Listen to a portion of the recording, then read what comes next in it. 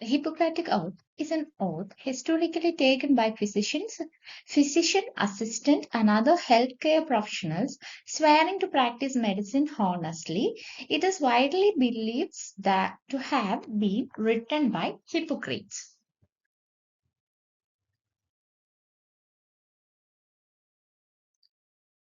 It is one the most widely known of Greek medical texts and widely believed to have been written by Hippocrates or by one of his students. The oath is written in Ionic Greek at late 15th century BC. The oath is considered a rite of passage for practitioners of medicine in many countries. It requires a new physician to swear upon a number of healing gods to uphold specific ethical standards. Nowadays, the modernized version of the text is varies among them. Biography of Hippocrates. He was born in caves 460 BC, 37, father of Western medicine, ancient Greek physician of the age of Pericles, Hippocratic corpus, classical version of the oath.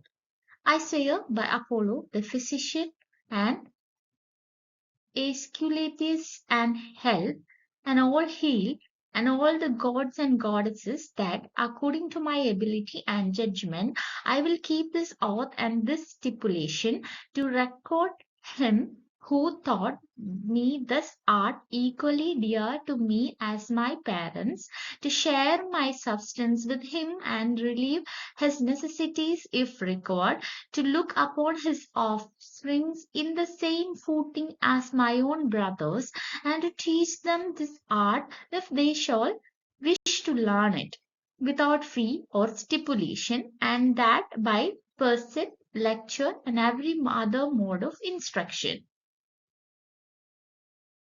I will impart a knowledge of the art to my own son and those of my teachers, and to disciples bound by a stipulation and oath according to the law of medicine, but to none others. I will follow that system of regimen which, according to my ability and judgment, I consider for the benefit of my patients, and abstain from whatever is deleterious and mischievous.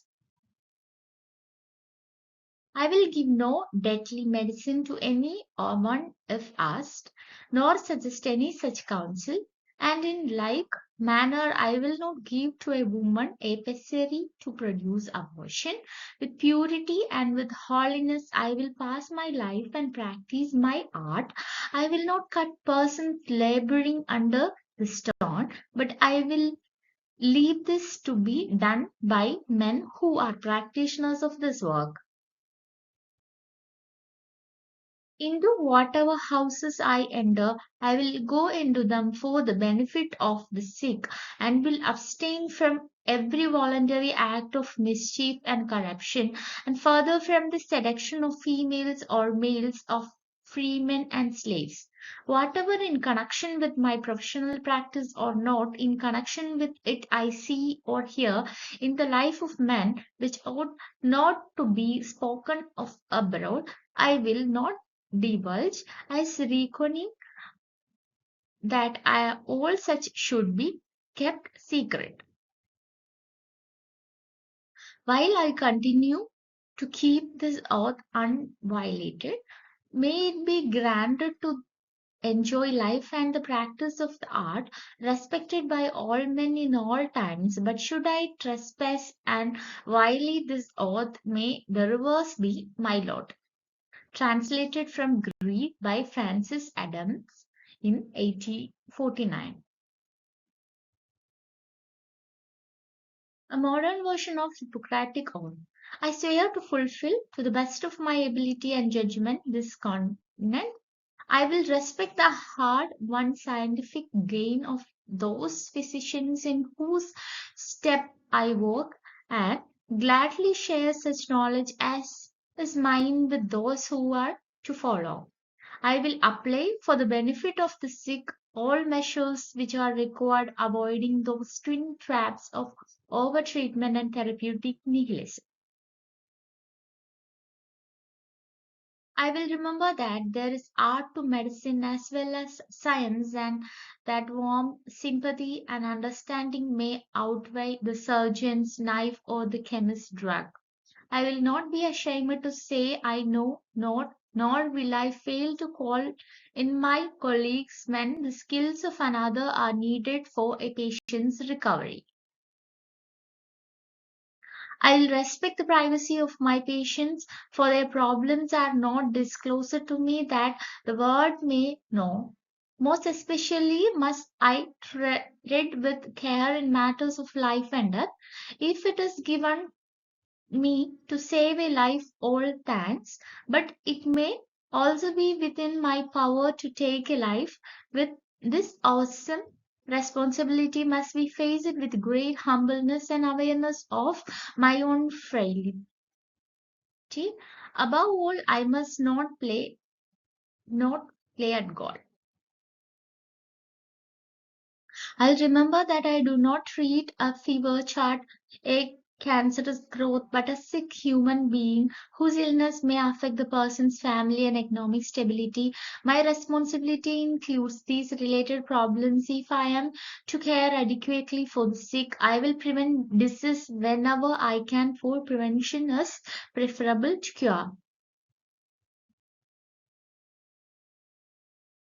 I'll remember that I remain a member of society with special obligations to all my fellow human beings, though sound of mind and body, as well as infirm. If I do not violate this oath, may I enjoy life and art, respected while I live and remembered with affection thereafter.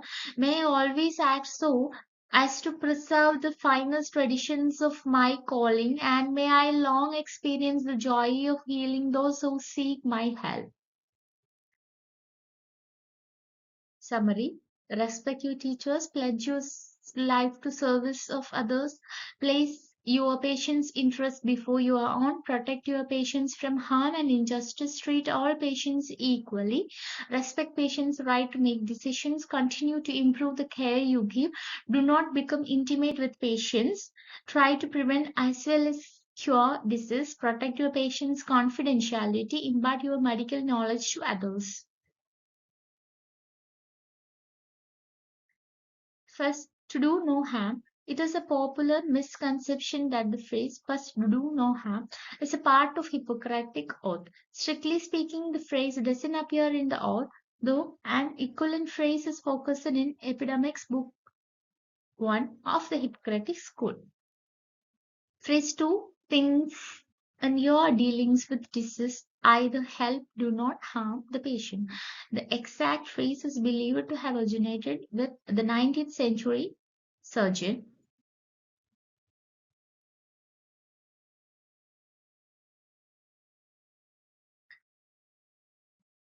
Breaking the Hippocratic Oath: there is no direct punishment for breaking the Hippocratic Oath in modern times.